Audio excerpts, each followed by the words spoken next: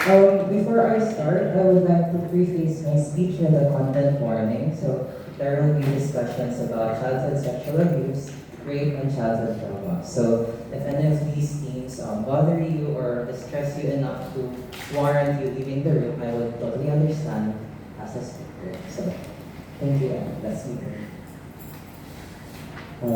Good evening. Once again, I'm Zachary Aidan Bicaman, or Zach, and my speech is titled, Paano kung bulaklak rin ang makaya? So, at 6 years old, if you ask young Zachary, ano yung tatlong bagay na kapag sinigaw sa isang malawak at crowded na kwarto? Ano yung tatlong bagay na kapag sinigaw, mapapapunta ka sa harap at mapapatingin ka? Number one, I would say would be my name. So, Zachary Aidan Bicaman. I would go to the front, syempre. Number two would be, yung batang may balat sa noo. Ayan, sure. And then, the third thing would be, at 6 years old, batang nagkaka-crush sa kapwa niyang lalaki. So yes, at the young age of 6, I was already aware that there was a fondness over the same sex. And although I wasn't externally expressive about my sexuality, there were questions growing up that I faced. Questions asked by people I grew close to. So, ano nga ba ang kunwari kung may family feud, ano yung mga tanong na commonly tinatanong sa mga baklang lumalaki? Paano ka sure? Natry mo na ba? Natry mo na ba could pertain to either women and men? So, during junior high school, I had multiple MUs and girlfriends, yes. Hanggang ngayon naman, yung girlfriends ako. Girl na friends. So yes, it didn't work out romantically, but platonically, I have multiple girl na friends. Next, gusto mo bang maging babae? And for a while, I thought about it, but no, I'm not trans. That's not my story. I'm gay. And then, my first gay relationship, hindi naman kami sobrang PDA ng chami-chami, no? But may sweetness eh. May sweetness that people saw and noticed, no? The older faculty and kahit yung mga tindera sa canteen kapag maglalaro kami magkaakbayan, no? They will ask, so, sa relasyon, sino sa inyong babae?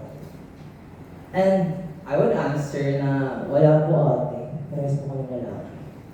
You know, so these are the questions that I grew accustomed to growing up. Questions I could answer with a shrug, or sometimes even with a laugh. But there was a question that made me stop and really think. Anak, may nangyari ba sa'yo? Kaya ka nag-grow? So, at age 16, I decided to come out to my parents, and this was one of the questions that my mother asked me during that time. In an attempt to be honest, to be definitive, but to be not too defensive, I told her, Ma, meron, but I believe na hindi ako naging bating dahil biktima ako. You see, at 6 years old, during the summer after my first grade, yung nanay at lola ko, they were active sa LCC or Local Chismosa Community. Yes. Active na active sila doon. And yung isa sa favorite na kachikahan nila was, let's call her Aling B. Aling B had a grandson that lived with her. Si Kuya, let's call him Kuya D. At that time, he was 7 years older than me, so I was 6, he was 13. Whenever my mother and my grandmother went to Aling B's house, para chika-chika, yes. Tatanungin siya ni Kuya D na, nasan yung anak mo? Nasan yung anak niya ate? No? So, my mom would say, alam mo naman si Zach, nahilig mag-isa sa bahay, na masyado friends, ganyan. Ay, sama nag-galit natin. Pero, yeah, like being alone at house, naglalaro lang siya, she's 6 years old. So, then, Kuya D started coming to our house. And we became friends. Because back then, you know, I wanted an older sibling. Pero I hope this doesn't make the next part weird, no? I started having a crush on him. Kasi it was one of my first crushes. And I enjoyed our playtimes. But then, the casual vroom vrooms and the casual superhero action figures, they merged into something else. it started to become inappropriate touching. He started to make me touch various parts of his body, and he would touch various parts of mine. That continued the entirety of the summer. Then, after that summer, si Loco, umalis. He had to live in Manila to pursue higher education with his biological mother. And I was left. Anyone didn't follow. So syempre, nung sinabi ko sa nanay ko, galit na galit siya. Parang, nasa yung lokong yun. But unfortunately, when I was 16, Aling B had passed away. So wala na kami contact kay Kuya. And I ended up telling my mother na, para saan pa? Ba't natin siya contact? No? I don't even blame him for how I am right now. So, my mother asked me, ano? Like, anong sisisihin na? Like, how do you make sense of this?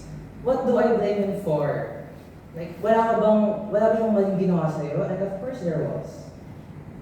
What do I blame him for? Number one, I blame him for leaving me to grapple with my victimhood. I've never had contact with him, even after that. And he never explicitly told me na, hindi niya sinabi sa akin sa akin to, but he did tell me na what we were doing was a secret. It was special, just for me and him. So for the longest time, I didn't know how to tell anyone. And I didn't know how I would tell people, how I would tell my parents, because it was a secret. So I went online, and I started thinking, normal ba to? Like, does every gay kid go through this? And then I started seeing headlines of gay men also experiencing molestation during childhood. So, rite of passage ba? That's what I thought. I said, do we all experience this? Like, what was the reason why they did this? Like, did I have to experience this? And then I came across the story of Funeka Soda. So Funeka is a South African activist who is openly lesbian. You see, in 1995, while she was going home, she had to survive a gang rape by 4 men.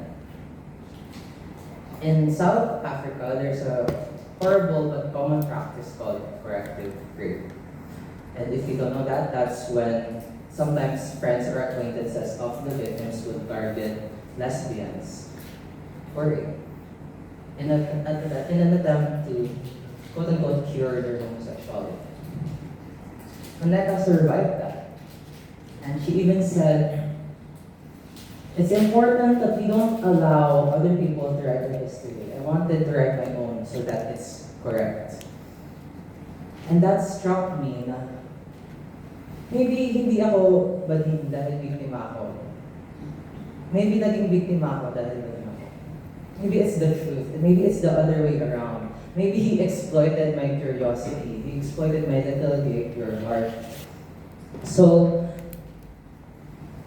the other thing that I blamed him for was the loss of my innocence, shame, and guilt. Or, sabi ko nun, dahil ba hindi na ako 100% virgin? Dahil ba dun, am I malasman na ba? Is it a taint on my identity? There's this rhetoric used against gay people na our sexuality is inherently sexual. It's a proclivity, sabi nga nila. Na there's an insanity. The American Psychological Association in the 1950s even called it a mental disorder. And they used that to initiate drag bans, to call queerness inherently dangerous and negative. But no, hindi ako naging bading dahil malaswa ako. In fact, hindi ako malaswa. I am a victim. It's something he took from me. But as a victim, I believe that I am not what he took from me, but I am what I've always been. So the last thing that I blamed him for was self-doubt. Or last, hindi ako naging bali. For the longest time, I wanted to pinpoint a reason, to find something to justify my sexuality. To think na, ito ba yung event that led to this? Is this the cause? Is this the effect? Is this what caused my gayness? But no, hindi ako naging bali. So I chose na makahiya because what we know about it is its leaves that fold in on themselves. So the question, paano kung bulaklak rin ang makahiya? It has always been. Na makahiya has always been a flower. You know, at age 6, I've always known, despite folding in on myself, that I would someday bloom. That there was something within me that was telling me that I am gay before, during, and after what I had experienced. I don't credit my perpetrators for my sexuality, for my identity.